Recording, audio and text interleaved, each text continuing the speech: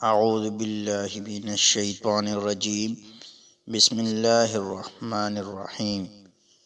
حضرت ام سلمہ رضی اللہ تعالی عنہ اپنے شوہر ابو سلمہ رضی اللہ تعالی عنہ کی وفات کا واقعہ کچھ اس طرح بیان کرتی ہے کہ وفات کے وقت میرے شوہر کی آنکھیں کھلی تھی جبکہ جسم میں حرکت نہ تھی اور نہ ہی بول سکتے تھے۔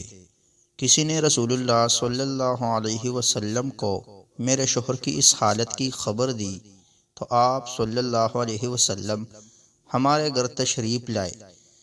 جب نبی اکرم صلی اللہ علیہ وسلم میرے شوہر کے پاس آئے تو انہوں نے دیکھا کہ میرے شوہر کی آنکھیں کھلی ہے، تو انہوں نے اپنے ہاتھ مبارک سے آنکھوں کو بند کرتے ہوئے فرمایا کہ جب موت کا فرشتہ انسان کی روح قبض کرتا ہے تو مرنے والے کی آنکھوں کی روشنی بھی روح کے ساتھ چلی جاتی ہے۔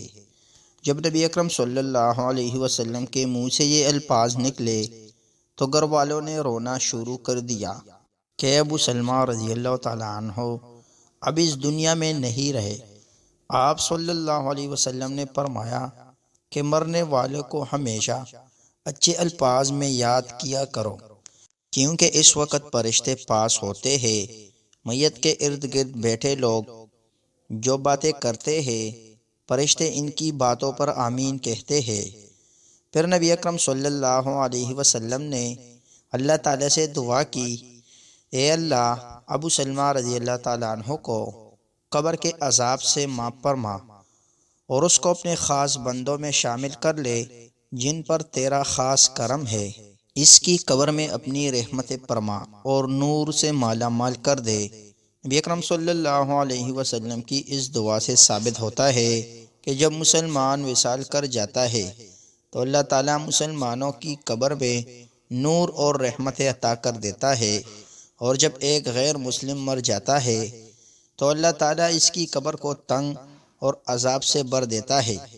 اس دنیا سے پردہ کرنے کے بعد انسان کے لیے سب سے خطرناک پہلی منزل وہ قبر ہے۔ اگر انسان اپنی پہلی منزل قبر کے عذاب سے بچ جائے تو اس کے لیے باقی سب منزلیں پار کرنا کوئی مشکل نہیں رہ جاتا۔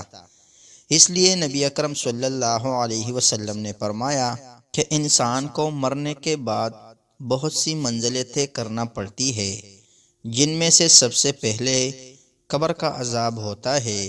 اگر انسان قبر کی سختی سے بچ جائے تو دوسری منزلیں اس کے لیے آسان ہو جاتی ہے۔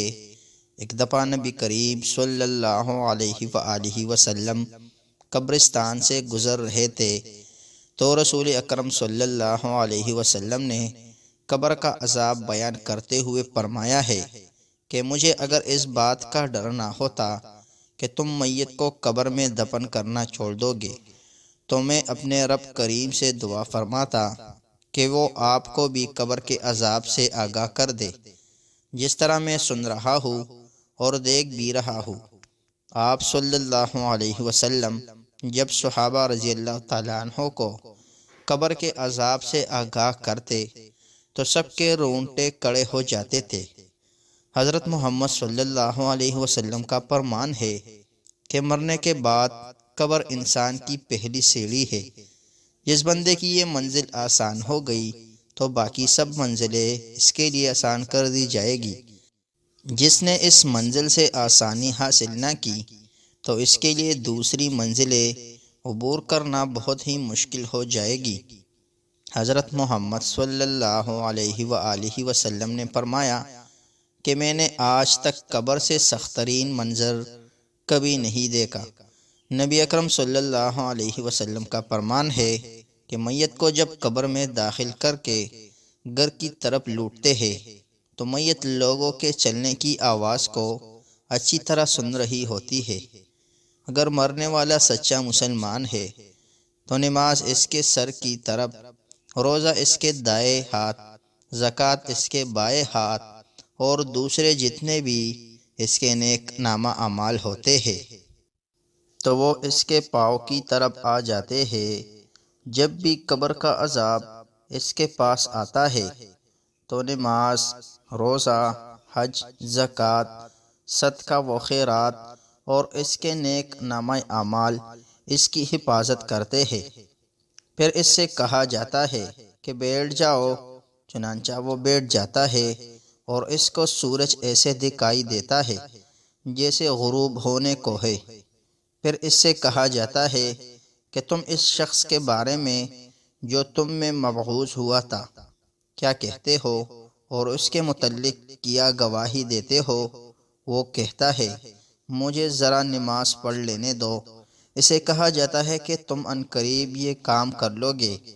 پہلے اس سوال کا جواب دو کہ تم اس شخص کے بارے میں جو تم میں مبعوث ہوا تھا کیا کہتے ہو اور کیا گواہی دیتے ہو؟ وہ گواہی دے گا کہ رسول اللہ صلی اللہ علیہ وسلم اللہ تعالیٰ کے آخری نبی ہے جو اللہ تعالیٰ کا دین لے کر تشریف لائے۔ پھر اس سے بولا جائے گا کہ اسی یقین کے ساتھ تم حیات رہے اور اس پر ہی تم کو دنیا سے اٹھا لیا گیا، اور اسی امر کے مطابق تم کو دوبارہ زندہ کیا جائے گا۔ یہ سب باتوں کے بعد اس کے لیے جنت کا دروازہ کھل جاتا ہے۔ وہ جنت کو دیکھ کر بہت خوش ہوتا ہے۔ پھر اس کو جہنم کا دروازہ کھول کر دکھایا جاتا ہے اور کہا جاتا ہے کہ اگر تیرا نامہ اعمال اچھے نہ ہوتے تو تم کو جہنم کے گہرے حصے کو ڈال دیا جاتا تھا۔ نیک بندے کی قبر کو اللہ تعالیٰ کشادہ اور نور سے منور فرما دیتا ہے۔ روح کو اعلیٰ قسم کا عطر لگا کر پاکیزہ جگہ پر رکھ دیا جاتا ہے۔